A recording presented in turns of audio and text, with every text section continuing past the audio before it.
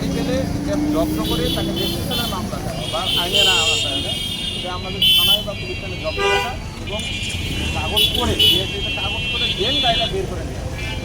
এটা হলো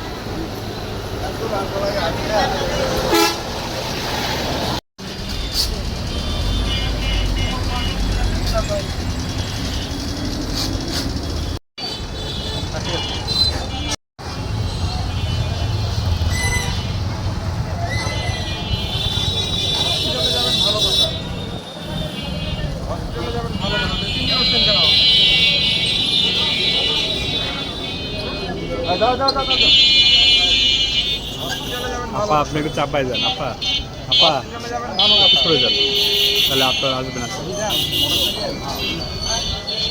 হসপিটালে যাবেন ভালো ভালো 3 জন উঠছেন কেন?